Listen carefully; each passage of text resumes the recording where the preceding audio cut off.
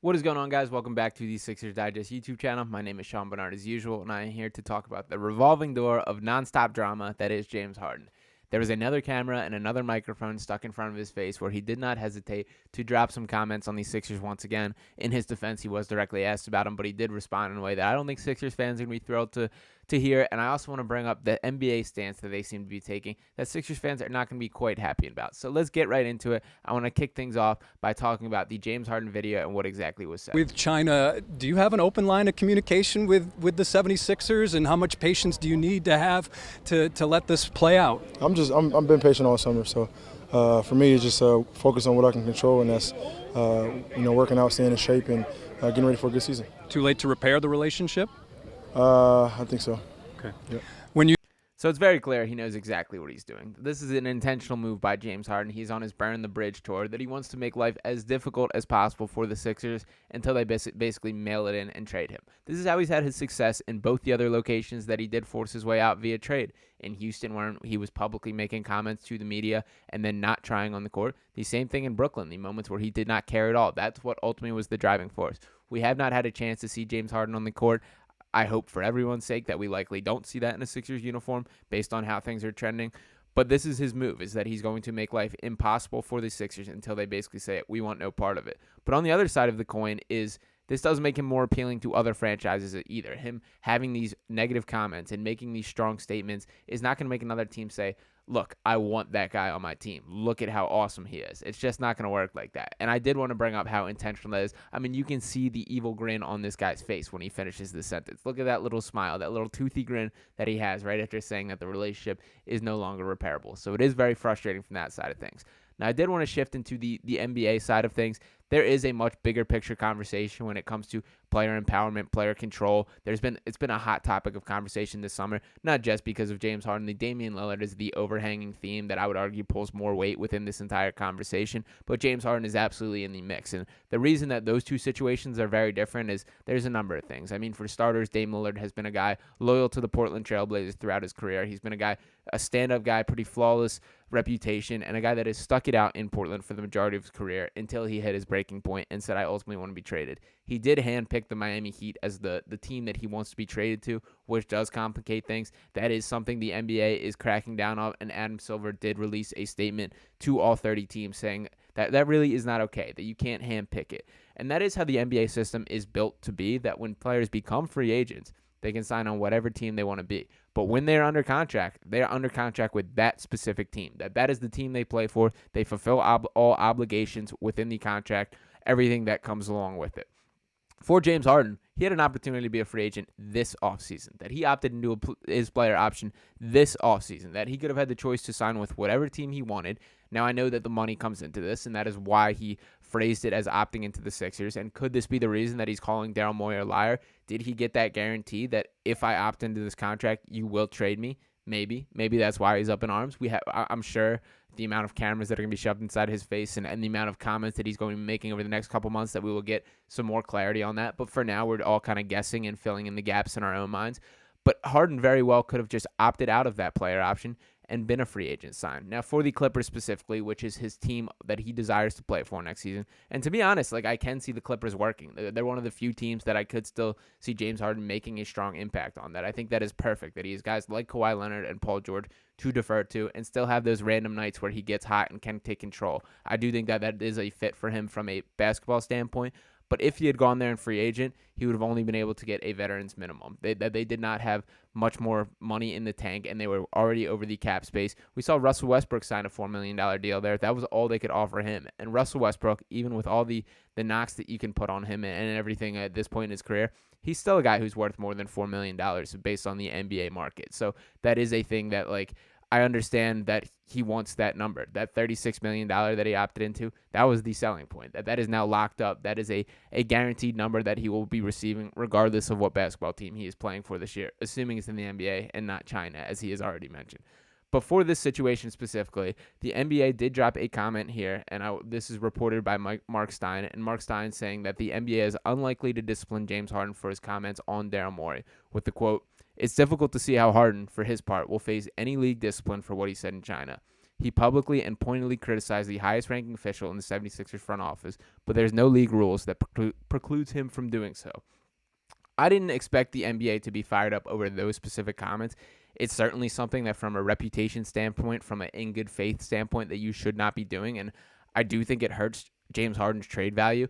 I think that's the piece that he misses in this, that as much as he wants the Sixers to be motivated to trade him, it takes a team being motivated to trade for him for a deal to ultimately come through. And neither Daryl Morey nor James Harden are the type of guys that you want to play hardball with. That James Harden has already proven throughout his career that he will do whatever it takes to get what he wants. Daryl Morey is also a guy who is already also proven in his career that he's not going to back down when it comes to making a deal. We just saw him hold Ben Simmons, who held out from playing basketball and stayed away from the franchise for months upon months. We saw Daryl Morey say, no, you know what? I refuse. I have a set price for him. I have a quality of player in mind that I will trade him for. And until I get that, we're going to sit here and just do this staring contest. I don't know what we're going to see as a conclusion to this situation. There's obviously more involved when it comes to the James Harden conversation, and also when it is this conversation behind the scenes. And this is the part that I think that the NBA should be paying attention to and digging into more, is what exactly is James Harden calling Daryl Morey a liar over?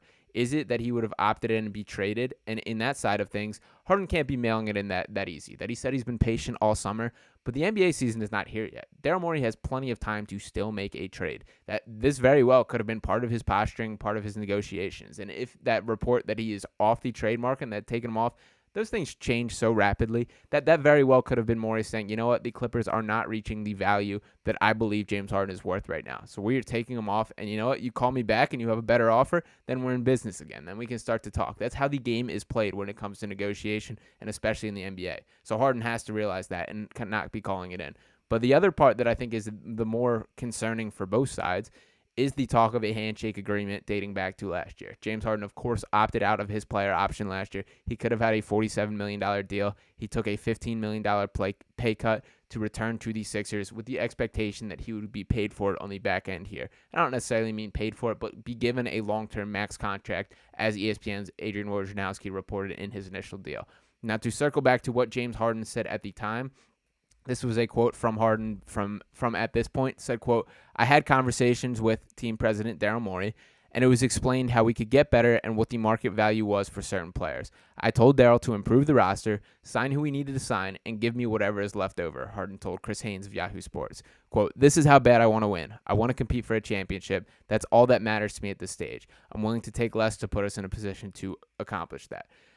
Now, that didn't happen. Obviously, we did not see the championship roster. The major additions from that point in time were P.J. Tucker and Daniel House, who, frankly, I would argue were not the difference makers in a contending team. I am happy that P.J. Tucker was here. He did have some flashes, and we will always have this P.J. Tucker moment right here. 6 on the clock for Harris. Left it short. Tucker there. And one!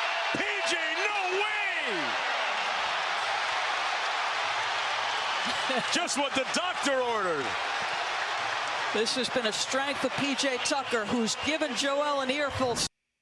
But the bottom line is that it takes a little more than that to build the championship. So while I'm happy that there is that dog in P.J. Tucker on roster, it just was a little bit of a swing of miss from Daryl Morey's perspective in building a championship roster.